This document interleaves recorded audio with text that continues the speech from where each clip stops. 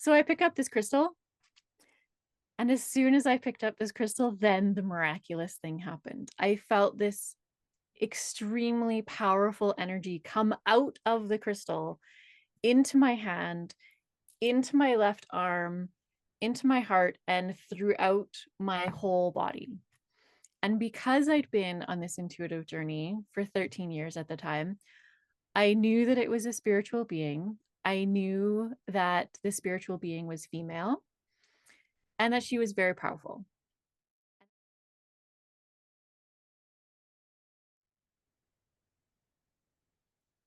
Hi, Lauren Grace here. Welcome to the Afterlight Podcast. I'm joined today by Vivyana, the dragon mystic, who channels dragons and their empowering messages and wisdom. On a mission to share the transformative, inspiring, and magical power of dragon wisdom, she is currently writing a channel dragon wisdom book and creating an accompanying oracle card deck. Vi also shares dragon guidance readings and helps others connect with their own dragon spirit guides through her Dragon Connection coaching. To help you start your dragon journey, she has prepared a special gift, the 5 steps to connect and commune with your own dragon spirit guide booklet, which you can receive through her website at dragonmystic.com. And I will put a link to that as well in the show notes. And Vivyana is joining me today to talk about all things dragons. We're going to be talking about her very interesting 4 different awakenings. I mean, most people have maybe 1 or 2, but no, not Vi. She's got 4. And we're also going to be talking about the power of manifestation and manifesting with the dragons as well. And Vi's got 4 cool techniques that we can use to really assist us in creating the life that we'd like to live. And if you are watching us over on YouTube, you'll see that Vi looks amazing with like this starry, beautiful purple and blue background. I've got my normal background here, and I've got George, my dog, who is having a complete meltdown about trying to get on my lap. So he may show up now and again if he doesn't start to listen to me, which is me telling him to go and sit down. So, Vi, welcome to the show. Anything can happen here on the Afterlight Podcast. Thank you for being here. Thank you for having me. And I totally understand the joys of having a dog. My 2 husky mix rescues are upstairs, not in my video production studio because I can see. Maybe I need to work on boundaries. I've had my dogs in here with me and they like bump the camera like over and over. And so it's like shaky cam. I totally get it.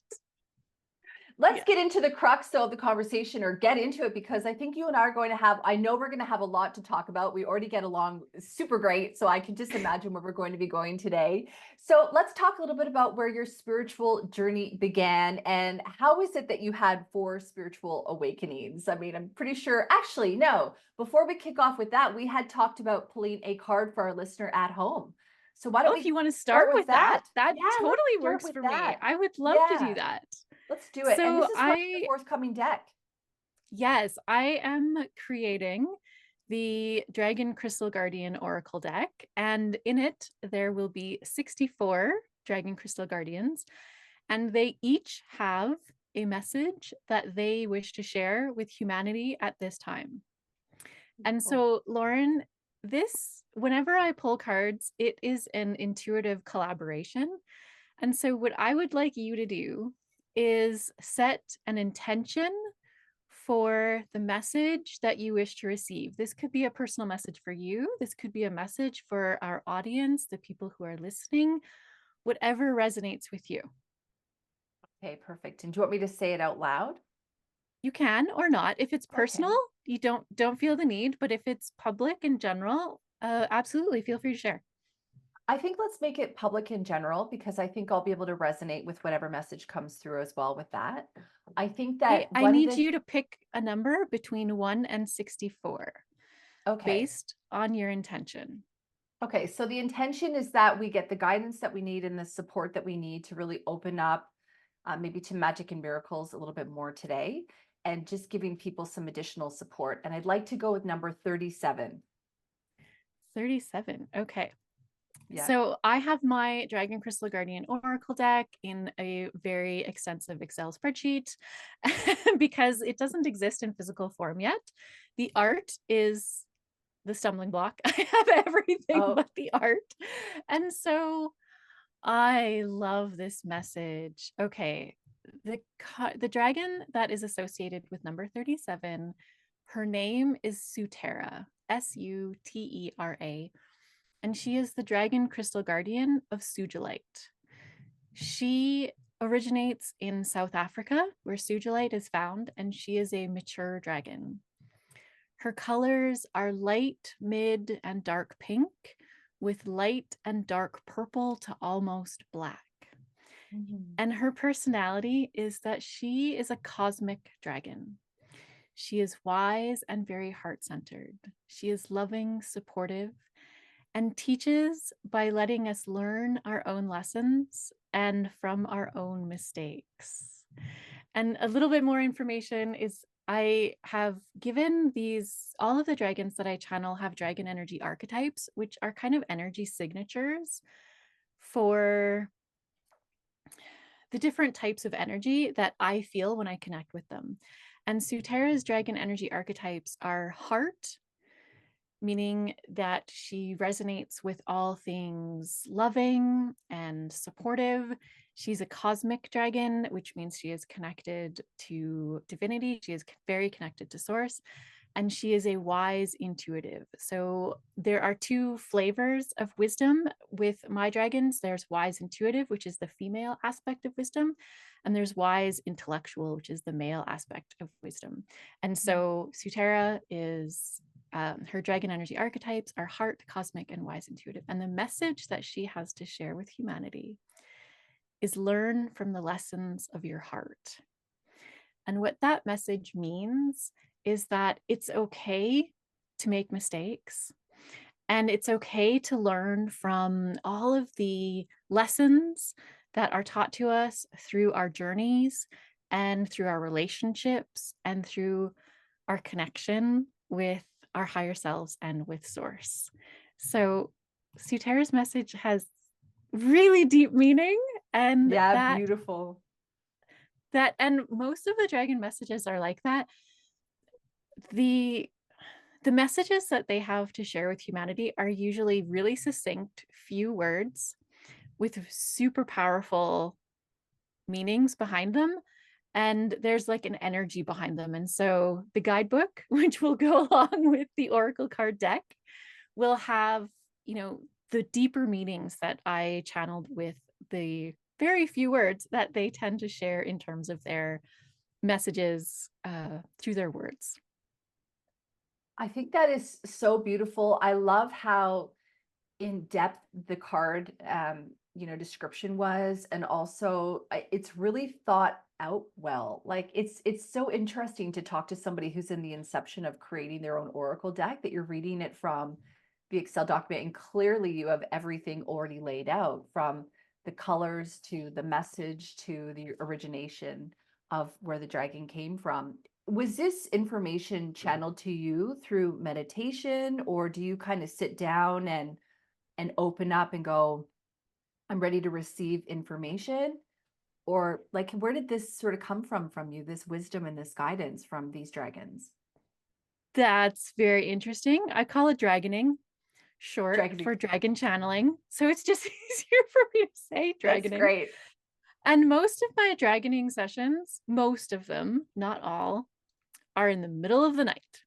When I wake up in the middle of the night between 3 and 5 a.m., usually 4 o'clock, and I wake up, and this is when your mind is generally the quietest and it's easiest to listen to your intuitive senses.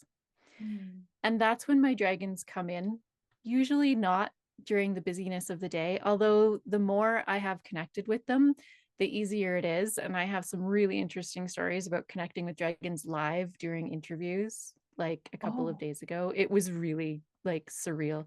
Anyway, so most of my dragoning happens in the middle of the night when I wake up and can't sleep, and a new dragon will come to me. Sometimes there's an intention.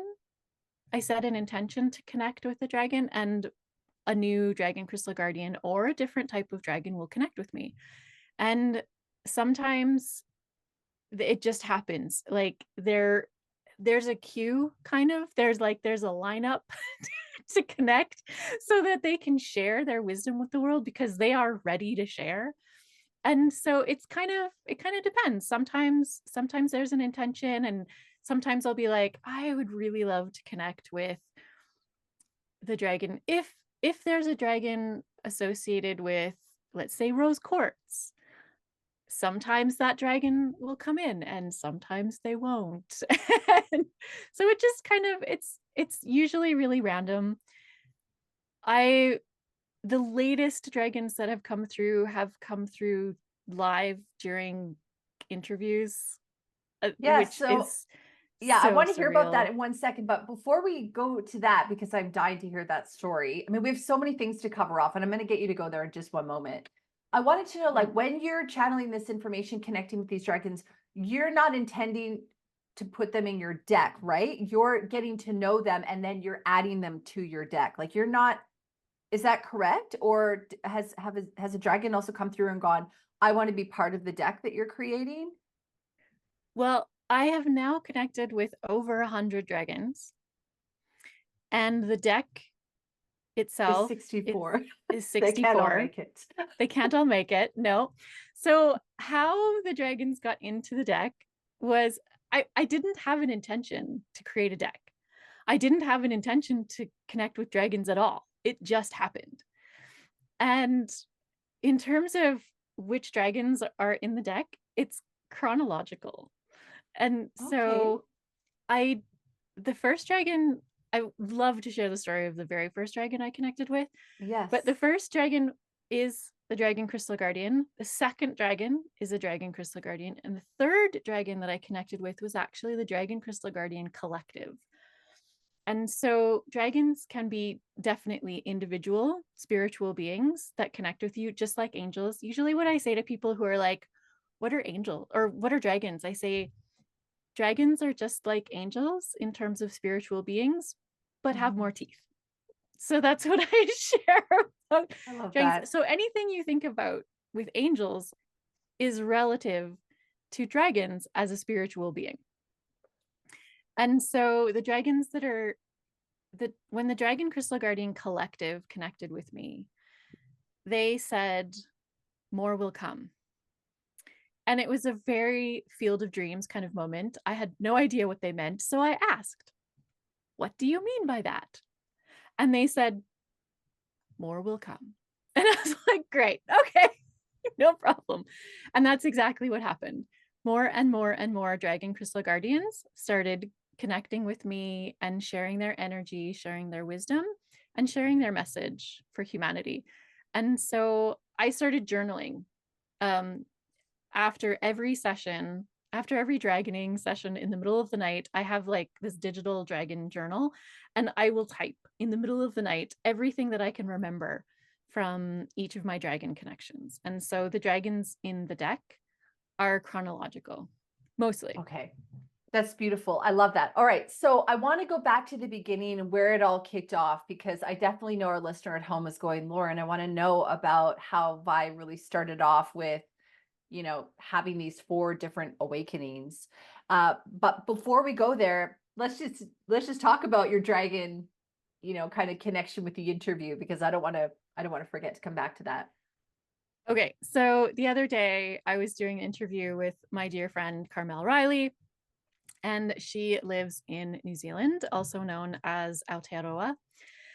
And she started our interview with a karakia, which is a traditional Aotearoan prayer.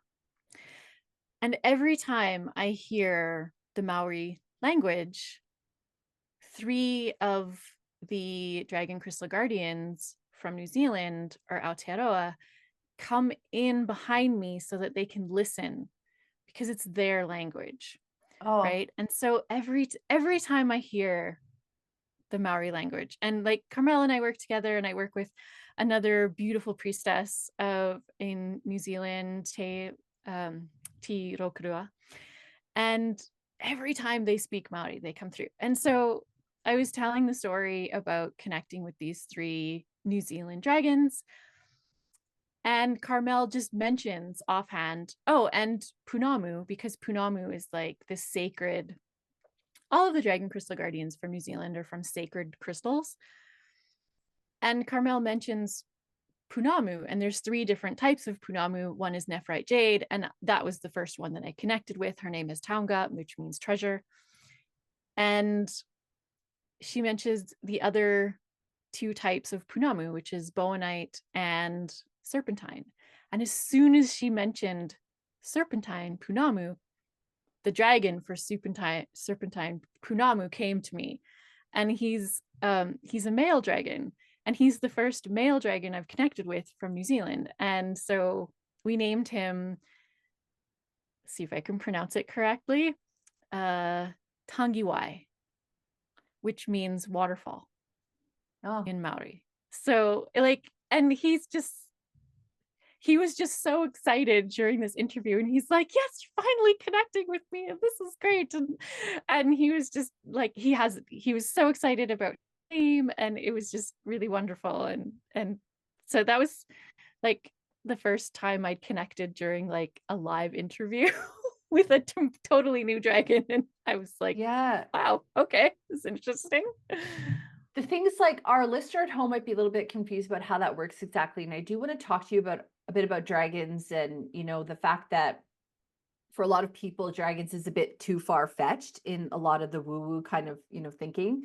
So when you're speaking about a dragon coming through, would you say that you see it in your imagination, in your mind's eye, you feel your dragon standing behind you? Would you say that you feel it maybe in a physical way, like through goosebumps, through an inner knowing? How do you pick up on that All guidance? of How do the you pick up above, on that presence? Okay.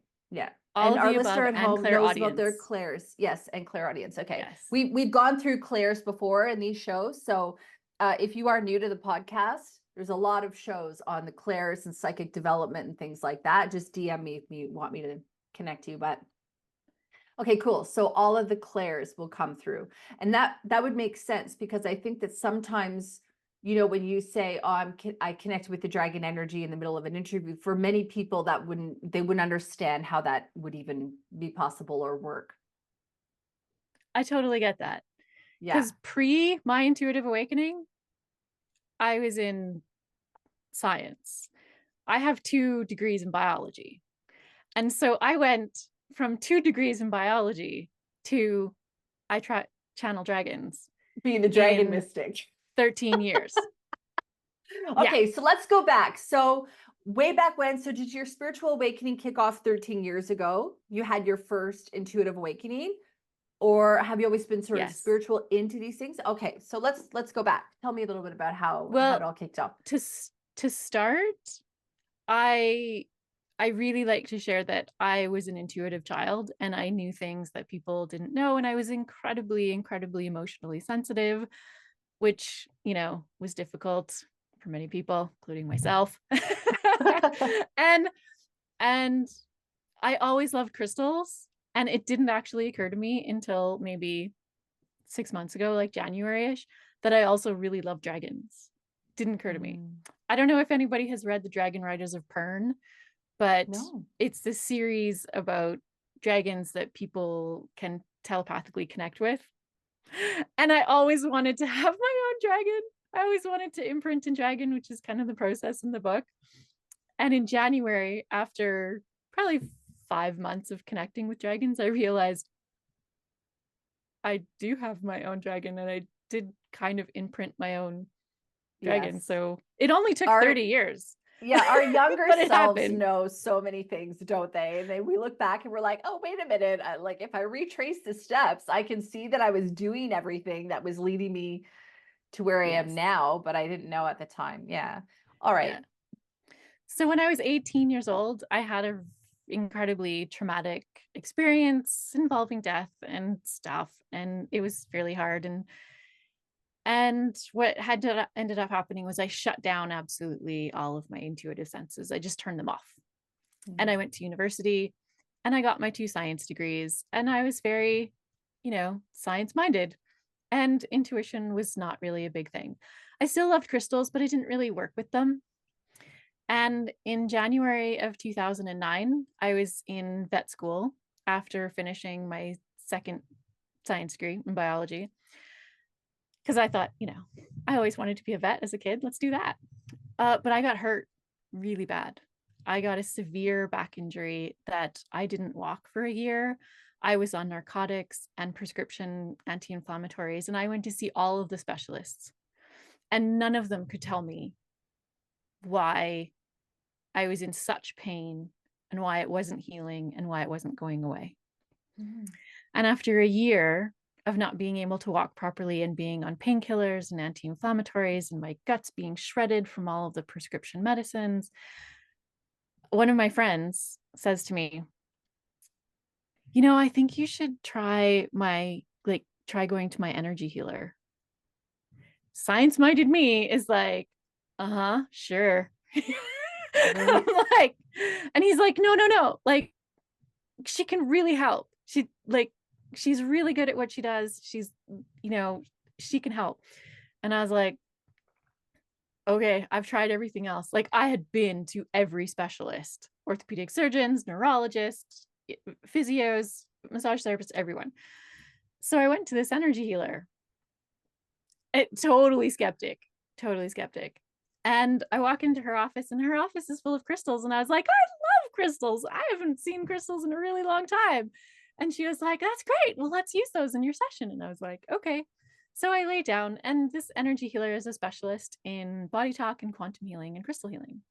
Mm. And I know what those things are now, but I didn't at the time. Yes. and we did this session, and at the end of it, she had like crystals all over me, and she did this session, and I was like, at the end of it, I don't really think that was, I didn't learn anything that I didn't already know. Yeah. But thanks. And I like get to the counter after we're done, and I'm, paying her for the appointment, and she says, wait. I feel like I have to give you one of these crystals. And I was like, okay. So she runs back to her treatment room, and she comes back, and she has this little smoky quartz. And I wish I had brought it, because I usually do bring it to interviews, but I didn't. And it's this really little innocuous, like not even special looking smoky quartz, like just a tumbled smoky quartz. And because I loved crystals as a child, I slept with it in my hand that night. And I woke up the next morning an intuitive empath. And I didn't know what that meant. I didn't even know that was what it was. But I could feel energy. I could feel other people's energy. I could feel other people's pain. I could feel other people's emotions. I could go to the grocery store or the library, stories about that.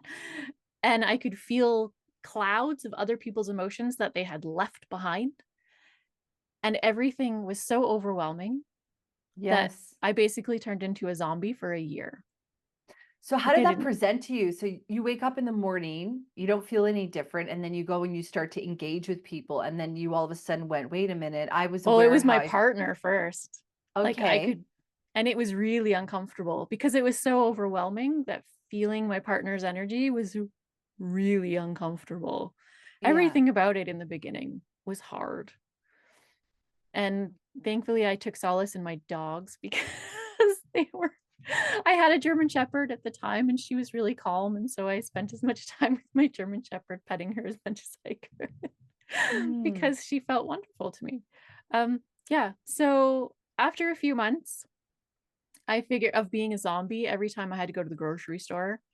And keep in mind, I have my own pain journey I was still dealing with my own pain, and suddenly I could feel other people's pain. And I was like, this is not awesome. So were you aware that's what was going on, or was your rational mind trying to say there's something else happening? Did you correlate it with the healing? Because I think for me, for example, being an empath, which you are too, obviously you've just said that, sometimes we don't discern, or we're not sure which energy belongs to us, which energy is our own, which energy belongs to someone else. And being able to differentiate that is, you have to be really self-aware of how it is you feel. And then the minute that changes, noticing whether or not there's some kind of outside influence. So yeah, like how did you even become I know you said you picked up on your partner's energy, but you would think that your rational mind would almost go, oh, I had a bad sleep, or I had a nightmare, or, you know what I'm saying? because I had had a number of very profound intuitive experiences as a teenager, I knew what was going on. I just didn't Okay. know how to control it. Yes. I Okay. didn't know how to dial it down. I didn't know how to be comfortable and feel safe around people, grocery stores, anything Yes. like that. Yes. So after about 6 months, I'd say, I it took me about 6 months to figure out, oh, the words for what I was experiencing, that there Mm. was a term for this, and it was intuitive empath. And once I knew what that term was, then I just went on Google and I did a ton of research, because what Yeah. you get as a science, with science degrees, is you get amazing research skills. So that's what I did. I applied the research skills that I had learned from my degrees into the metaphysical. And so I learned about crystal healing, and I found the crystals that worked for me, and I started making crystal jewelry. I still wear my crystal jewelry.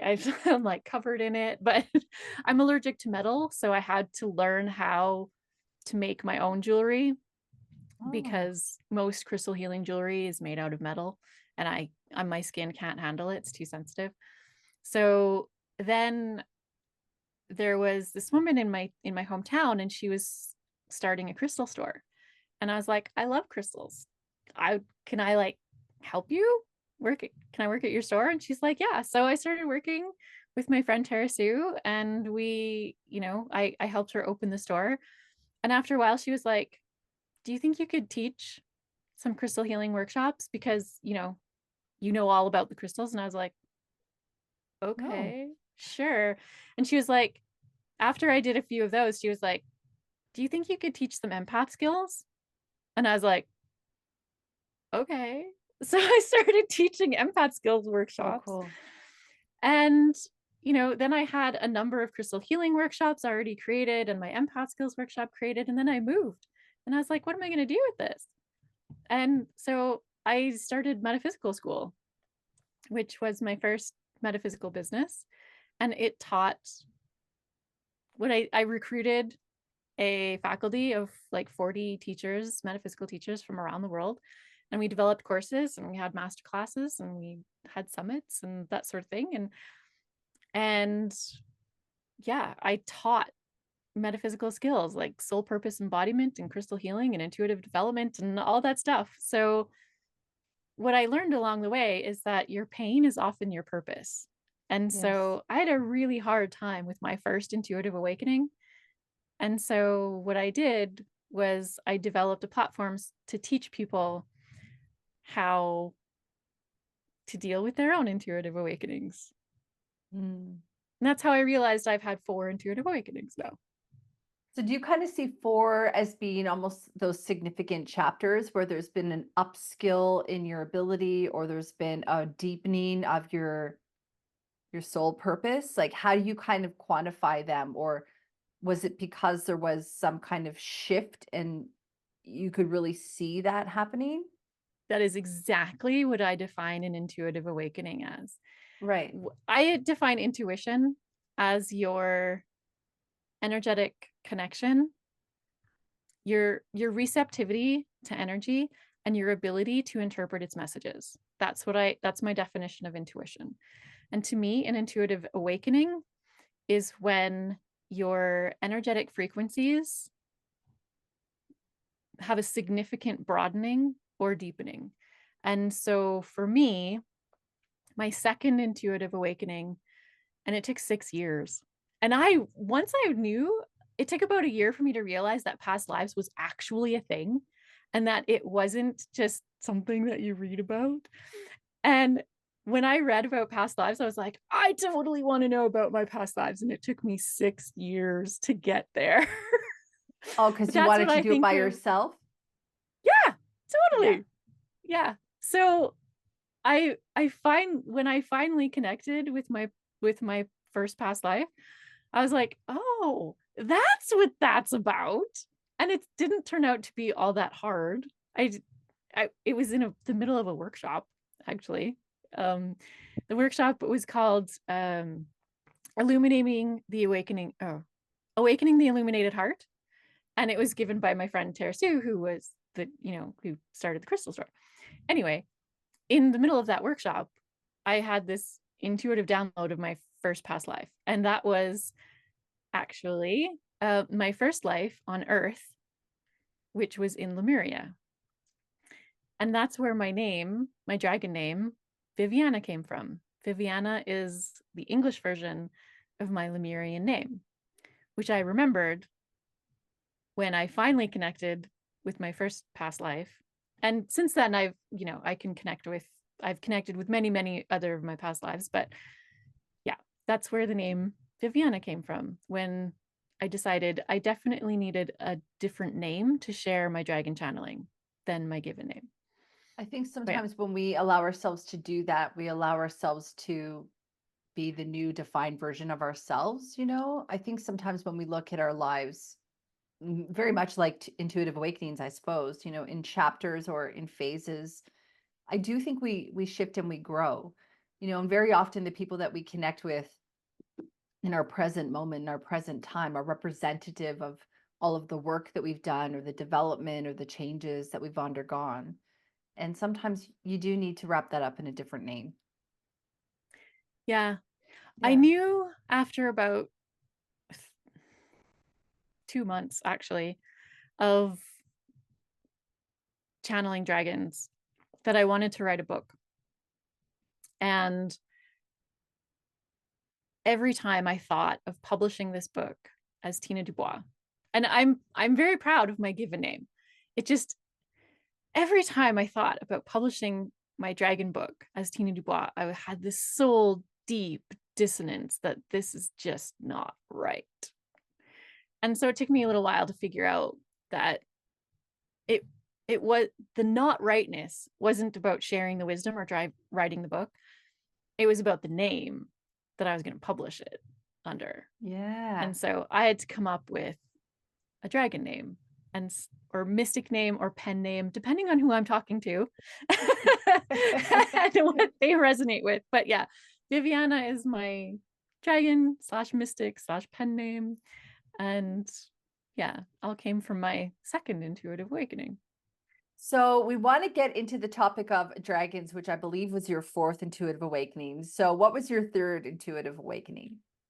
Connecting with source. Okay. And that was different from the past lives. Was that a lot of going within, self-reflection? The intuitive empath was a lot of self-reflection, getting to know your own energy, getting to know the energy of other people. Is that correct? And then so connecting with your past life is a lot of people will say it's being able to connect with your own Akashic records, right? Yes. Whereas connecting with source is connecting with the consciousness of the universe.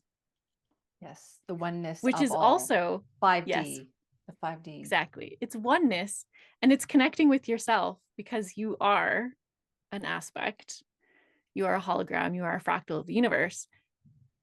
But it's a whole different type of connection, being able to connect the consciousness of the universe. Like, it just broadens your whole perspective as to the interconnectedness of everything.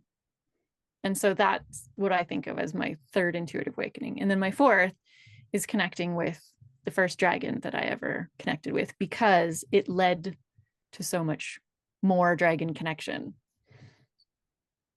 When we talk about dragons and dragon energy, I think sometimes people who are spiritual and on the spiritual path and are getting to know themselves and understanding about being an empath or intuitive, psychic, whatever. I think a lot of people can wrap their head around the concept of angels, because that's always been around, even maybe the concept of mediumship on some level.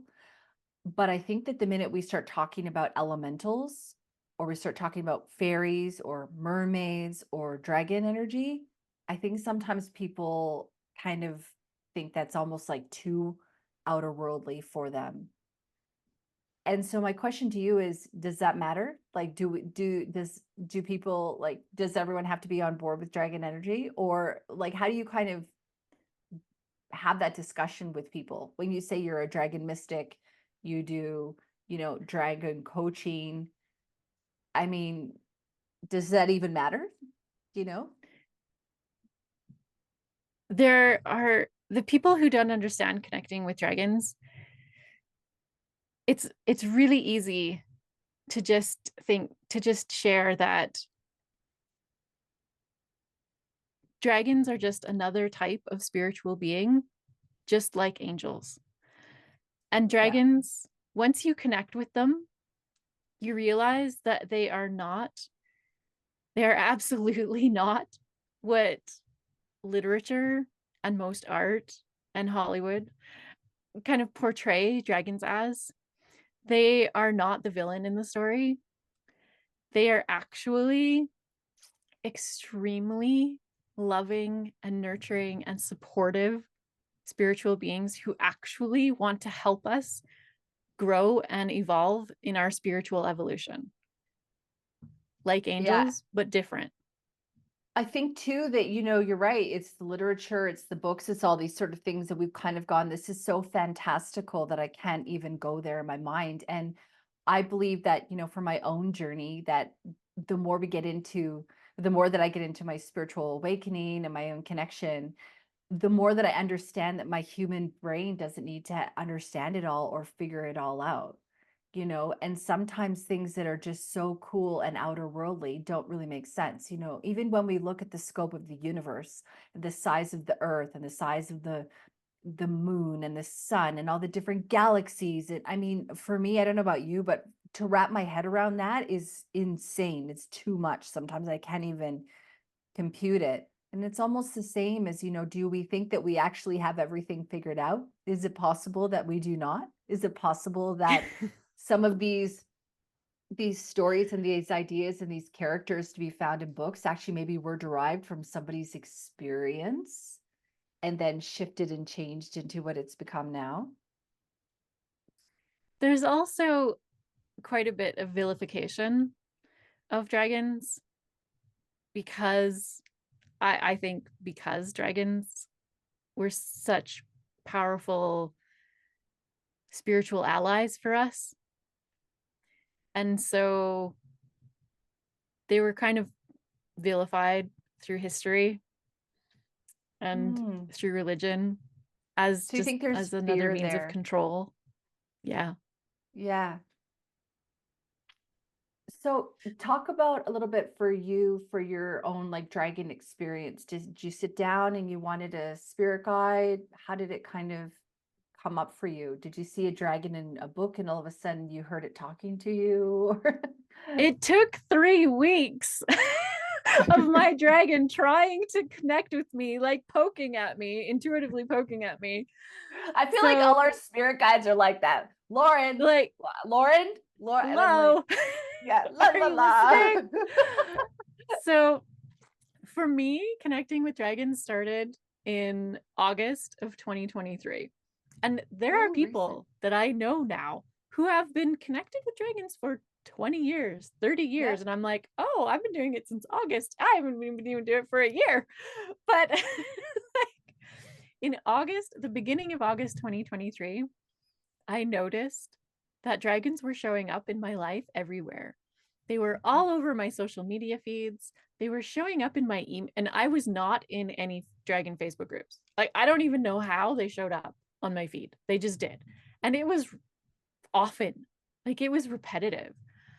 And they were showing up in my emails from my metaphysical school teachers, from not my metaphysical teachers. They were showing up in real life, in the shows that I was watching. They were showing up in the clouds. Like, I would look at the clouds and I'd be like, that's a dragon. Like, that's a dragon. I don't understand. There were just dragons everywhere. And after 3 weeks of this, I was awake in the middle of the night. I don't sleep very well, so I'm awake in the middle of the night quite I was often. gonna say. I don't always scroll Facebook, but this particular night in the 3rd week of August, I was scrolling Facebook and yet another dragon showed up on my Facebook feed. And it finally occurred to me to ask myself and, the universe, I wonder if there's a dragon spirit guide who's trying to connect with me. Mhm. And nothing miraculous happened. No big thing. And I was like, oh, guess not. but because I'm a crystal healer and because I have crystals all over my headboard, some people say that's why I don't sleep. That is not why I don't sleep, because I couldn't sleep without them, actually. Anyway, I felt this really powerful intuitive nudge to pick up one of my crystals that was on my headboard. And this is a crystal that had been there for a year. So it wasn't new. And this was the crystal that I was intuitively guided to pick up. And it's this tiny little green, it's wrapped in a necklace now because I wear it like 99% of the time. It's green and cream, and it's called Preseli Bluestone. And Preseli Bluestone is also called Stonehenge stone because it is the stone that the inner ring of Stonehenge is made out of. And it is found in the Preseli Hills in Wales in the United Kingdom. Wow. And for us in North America, it's quite rare. This particular piece was gifted to me. Long story. But anyway, so I pick up this crystal. And as soon as I picked up this crystal, then the miraculous thing happened. I felt this extremely powerful energy come out of the crystal into my hand, into my left arm, into my heart, and throughout my whole body. And because I'd been on this intuitive journey for 13 years at the time, I knew that it was a spiritual being. I knew that the spiritual being was female and that she was very powerful. And that's all I knew. So I said to her, "Hi, who are you?" And she said to me, "I am the dragon crystal guardian of Preseli Bluestone." And I was like, okay. Because at that time, I didn't know that dragons were anything other than the mythical creatures that I'd read about as a teenager in the Dragon Riders of Pern. And whatever other, ideas that I'd read about in literature or seen in movies or TV or whatever. And I was like, hi, I don't know anything about dragons. Do you want to, can you tell me about dragons? And was this all going on clairaudiently, like in your head? Yes. I like to break things down like that because when I'm clairaudient too. And yeah, because I can like sit here and go, okay, I got that. And then I'll like, because I hear it's just sometimes if you're kind of getting used to this, you're going, okay, so you're having this whole conversation, a question and answering yourself in your imagination, in your mind with the dragon in silence. Yep. So for me, my first connection with the dragon was clairsentience. I knew that this being was a spiritual being, and I knew that she was female, and I knew that she was powerful. And the second sense for me was clairaudience. I could hear her voice in my head. And then clairvoyance, I could then see her. But yeah. Oh, and I guess, clairsentience, because I felt her through my body. Claircognizance, clairsentience, clairaudience, and clairvoyance, like in that order. But so I asked her about dragons, and what she shared with me was that, so the first thing she says to me is, "I'm the dragon crystal guardian of Preseli Bluestone." And the second thing she said to me is, dragons act as crystal guardians. There is a dragon guardian for each type of crystal. And as a crystal healer, I was like, that's kind of hard to believe. Like, there's a lot of crystals in the world. There's a lot of crystals. Yeah. And so is it like the whole crystal and then every little part of the crystal that's broken off? Or does now I understand a little bit more about how it works. But my very first, one of the very first things I say to her is, that's kind of hard to believe. Yeah. And she says to me, "It matters not what you believe." That answers my question from earlier too, doesn't it? It matters not. if you It can get matters down not what you with believe. dragon energy or not, it matters not, because Yeah. yeah, They're there. it matters not. They're Yeah. whether Yeah. you believe in them or not, whatever it is you believe about them, they are there. Yeah. And if you invite them in, they are happy to help support you and help you grow on your spiritual journey. That's what they're here for. Like, it's one of their roles. But yeah. So that disbelief with this dragon, I believe, actually helped her to gain respect for me as an individual, because I didn't just believe everything that she told me. I practiced what I preach, which is practicing discernment. As the founder of Metaphysical School, it was the biggest takeaway that I wanted my students, that I wanted everybody to learn, was about practicing discernment. And practicing discernment has two parts. It's integrating what resonates with you and letting go of what doesn't, with respect. And so I just, I practiced discernment with which this new spiritual being, dragon or not, said to me, and she respected me for it. And because I practiced discernment about what she said, she decided to become my dragon spirit guide. And she decided then to rest within me and be with me. And so this dragon, her name is Ashara, and there's a long story as to how we came up with her name. But anyway, because most dragons don't have names when you first meet them. She rests within me, curled up above my heart chakra. And so she's always with me. And if you have a dragon spirit guide, not all of them will decide to stay with you. Some of them do. I now have 4 dragons. They're not all dragon crystal guardians. I have 4 dragons who rest within me. They're my dragon family.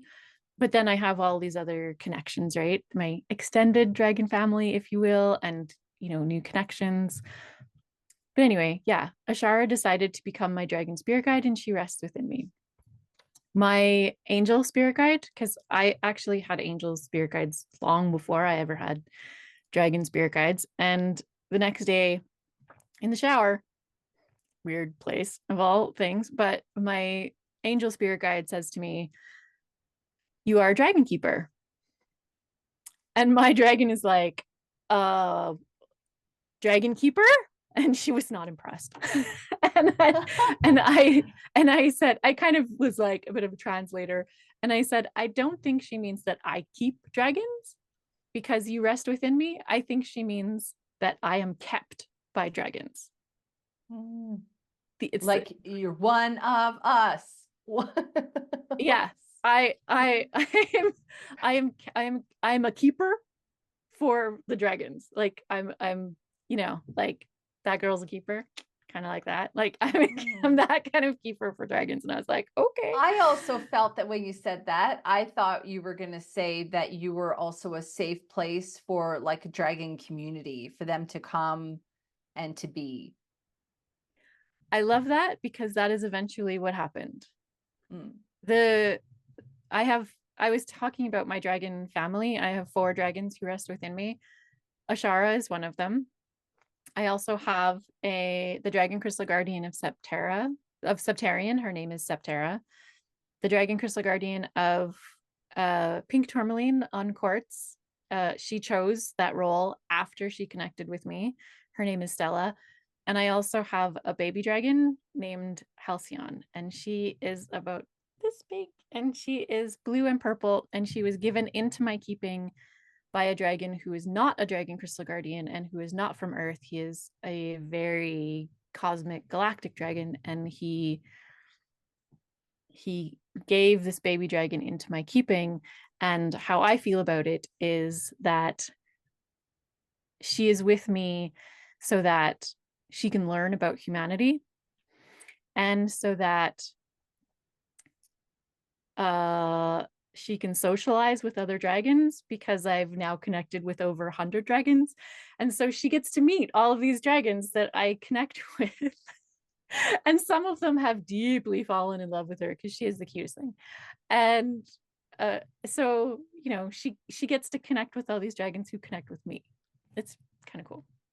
It's beautiful. I really I love that you were talking about too, and you were talking about, how you have your Ashara, like a dragon that sits above your heart and the power of that. And I remember I was asking Spirit one time for some support. And I went and I did a meditation, and this really beautiful, powerful dragon came with her babies, and it was very cool. And I just felt so supported and badass a little bit. Like I felt like, all right, because she was walking ahead of me and like blowing fire, and this for me, this is clairvoyantly, but so in my imagination, blowing fire, almost like paving the path and clearing the path ahead of me. And I remember feeling sort of invincible and powerful, like I could handle anything. And a big part of that was because I had this dragon energy that I was really connecting to that really made me feel like I was this powerful being.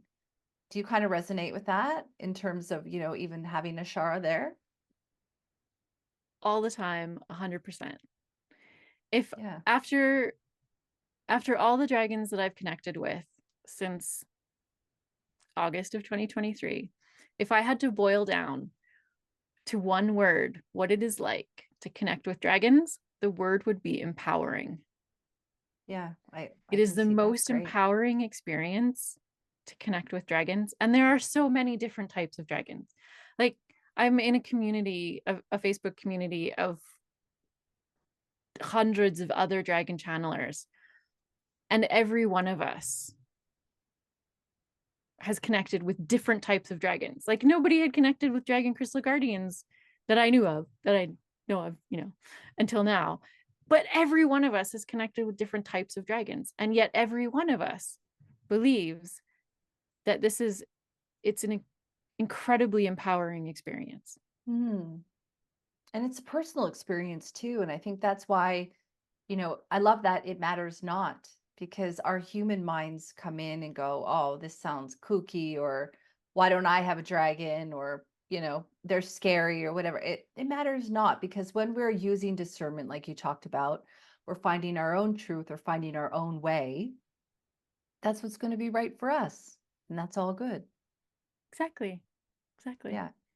One of the I was things just that, oh, go ahead. I was just doing a dragon connection coaching last week. Yeah, last week. And the woman that I was coaching, she had never connected with dragons before at all. She had only experienced with angels. And I said to her, well, think of dragons like angels, but a different type of spiritual being with more teeth. Like most angels have wings, like most dragons have wings. Not all of them, by the way. And through the process of this coaching, we figured out where she was with her intuition, where she wanted to get to with her dragon relationship, because she had this inkling, I think I might have a dragon spirit guide. I gave her the tools to connect with her dragon. And at the end of it, she connected with her water dragon. And the next day, she says to me, this conversation with my water dragon, and I gave her a name, and it is so great. And I was like, that's awesome. That's Yeah. totally awesome. And Yeah. that's And it's what I want to empowering. do for people. Yeah, I love that. One of the things dragons can also help us with, and I know we're at the end of our time together, but I thought we could talk a bit about how dragons can also work with us to help us manifest things. So, I know connecting maybe with our own dragon is going to be a really powerful way of being able to get started with that process. But I'd love to know a little bit from you and your experience. Are there different stages that we have to go through to be able to manifest with the dragons? Can we talk a bit about that before we wrap up here? Well, my experience manifesting with dragons is that when dragons come into your life, they supercharge your manifestation skills. And you actually have to be careful about what you think and what you feel, because stuff can happen.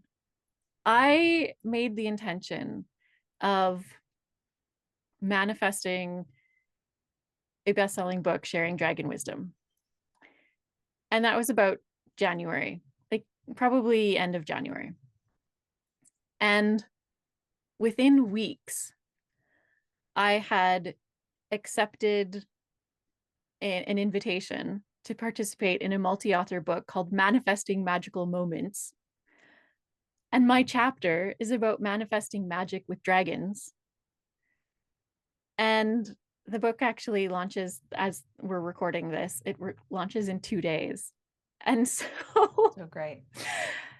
In my chapter, I share some of the powerful lessons, 4 of the powerful lessons I've learned about manifesting since dragons came into my life.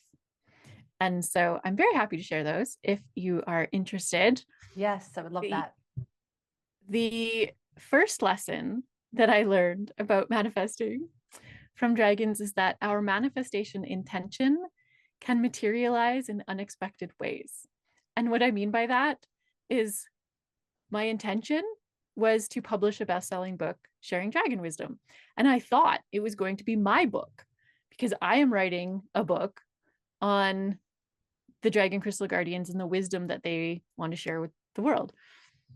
But that was not what happened first. And sure, that's going to happen. But the first thing that happened is I was invited to participate in this multi-author book, and I get to share my dragon wisdom because there are a number of quotes from my dragon Ashara in the chapter itself, and also from the Dragon Crystal Guardian Collective. So what I learned was sometimes your spirit team and the universe itself might have grander plans from you than you can imagine. And so be open to your intention manifesting in unexpected ways. The second I always say this or something better. Yes, exactly. It's so important to say this or something better, because you never know. Like, spirit and the universe are so much more powerful than what we can conceive of in our imagination. For sure. The second lesson I share is the journey of manifestation is guided by synchronicity. And so everything about, I think of manifestation as a journey and synchronicity as the signposts along the way. And so synchronicities are those moments in your life where you think that is more than coincidence. And so you think about your manifestation journey, and synchronicity are those little signs from the universe saying, go this way. This is the path. And my third lesson is that a transformative step along the manifestation journey is surrender. And I had no idea what I would need to surrender in order to manifest a great many things, but the book being one of them. But in addition to surrendering metaphysical school to become Vivyana the Dragon Mystic, and because now I'm on this mission to share dragon wisdom with the world, I also had to surrender a number of limiting beliefs that I didn't even know I had because they were all subconscious. And so I came up with this, actually, I didn't come up with it, it just happened, is this process called dragon fire transmutation. And it's with a totally different dragon. And this is my inner dragon, which I think everybody has an inner dragon if you choose to be open to it. And your inner dragon is the reflection of all that you are, your conscious, your subconscious, and your superconscious mind, your whole consciousness with access to the whole of who you are, meaning your past, your present, and your future, all the lives that you have ever led, and your connection to divinity, to divine source. And so your inner dragon is you in dragon form with access to all that you are and all of divinity. And so super powerful, right? And so I share this process of dragon fire transmutation, of transmuting limiting beliefs that I didn't even know what they were because they were unconscious, into a new core belief of being unlimited and being in control of, maybe not in control of, but having the sense that you control your reality with your thoughts and feelings. You create your reality with your thoughts and feelings. And can you share the process? Because it's very cool. Well, the process I'm actually sharing in an upcoming summit called Manifestival 888. And so I'm like basically launching this dragon fire transmutation process in this upcoming summit. So Okay. you didn't know about that because that's new since we first I connected. guess But I yeah, was thinking about what I'd read from the book about the limiting beliefs and the dragon that came in. So is that what you're also referring to? yes, Okay. yes. All right. So So we can't my go there inner yet. dragon, yeah, her name is Mirror because she's a reflection of me, and therefore Yeah. Mirror just seemed like the best name for her. But yeah, I do believe that anyone can connect with their inner dragon by being open to it and having that imagination, that sense, and that belief. Mm. So, yeah. If you want to learn And more about dragon fire transmutation, some of the process is in my book, my upcoming book, Manifesting Magical Moments, and more of it is going to be shared in the Manifestival 888 Manifestation Summit, which is in July 12th to 19th. Yeah. very cool. And And then I have before one more tip, lesson. Yeah. The yes. fourth lesson is manifestation is a journey of co-creation. Nothing in manifestation, every part of your manifestation journey involves co-creation. None of your dreams are materialized in isolation. Manifestation co-creation happens with the people in your life, with your spirit team, and with the universe. Mm. And when we Yeah. open ourselves, when we allow that co-creation to happen, that is what also supercharges our manifestation skills. I think it's about getting out of our own way, really, isn't it? It's like intention, it's being clear what we want, but then it's allowing synchronicities to enter and not necessarily controlling every single step of the way because we know where we want to go and then sort of allowing the universe to catch up. I also learned recently, maybe it's like over a year now, I was listening to a bunch of Bob Proctor stuff that relax is a synonym of surrender. Because I was always Yes. trying to figure out how is it that I can just surrender? It just, to me, it just seemed too vague. And then the minute I realized that relax was a synonym of surrender, it allowed me to go, oh, I get it. So anytime I'm like really clenched real tight or trying to like really control something or the outcomes and force something to happen, that's when I need to take that step back, surrender, AKA relax a little bit. And then I love how you're also, kind of wrapping it up with the idea that we're actually not doing it all on our own. We actually have thousands of angels and spirit guides and dragon energy and passed over loved ones, ancestors, that love us, that are here, that are supporting us and encouraging along the way. Source energy, God, Gaia, whatever you want to say. And then that we're all coming together to really co-create. That's right. No Yeah. part of manifestation is done in isolation. Yeah. It is all co-creation. It's beautiful. And that's why gratitude, I think, is so important, is because when we also can be grateful for everything, even if we just kind of put it out there and are grateful for just, the little things in life to the big things in life, that we're kind of almost giving this nod to all of the things that conspire to help us achieve these things. I think that's one reason why gratitude is so powerful. Although I don't think I've ever really thought about it in terms of that until right now. Well, for me, gratitude in terms of manifestation is like it's a fuel source because gratitude is an Yeah. energy. It's a very, very powerful energy. And so when we give gratitude to something, we are fueling our manifestation. We are fueling our desires. When you're grateful, when you express gratitude for your manifestation having already happened, and it hasn't happened yet, you're fueling that manifestation journey. Yeah, I love that. I love looking at gratitude as fuel. I think that's very cool. Awesome. It's also Well, an incredibly renewing energy, right? And so it's fuel for us as well. yes, that's right. Yes, I can see it's almost like a cyclical thing. You put it out, comes back, put it out, comes back. It's like this. Exactly. Yeah. Yeah, I love that. Well, thank you so much for such a great discussion. Our hour is already up. It just flies by every time. I'm always so blown away by that fact. How can people find out a little bit more about you, sister? And how can they also, is there like a wait list for the Oracle deck? When is that all kicking off? I would love to say there's a waitlist for the Oracle deck, but there isn't at the moment. How people can connect with me is through my website at thedragonmystic.com. And there I have my offers for my dragon connection coaching and my dragon guidance readings, which I already give readings from the deck that is in development. Like I said, I have this very extensive spreadsheet, and I have this dragon guidance layout that was also intuitively downloaded in the middle of the night. And they are incredible readings, which like I'm always blown away at the messages that come through both individually and as a theme with the whole reading. It's wonderful. And then for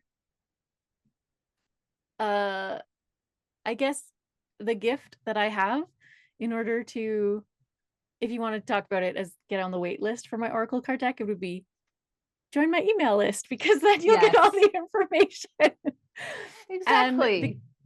And the gift for signing up for my email list is my booklet, which is the 5 steps to connect and commune with your own dragon spirit guide.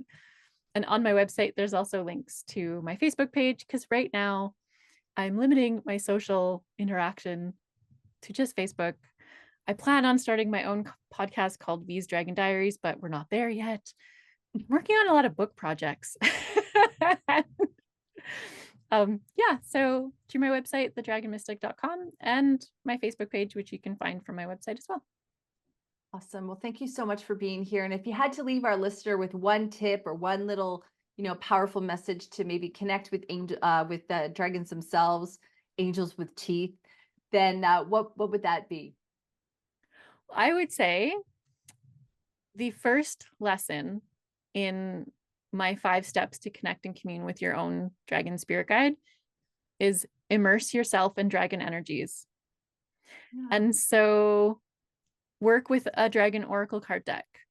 Watch an uplifting dragon movie. My favorite to recommend is How to Train Your Dragon, because that one, dragons are individual, they have personalities, they all look different, and they're not the villain of the story. So I love How to Train Your Dragon.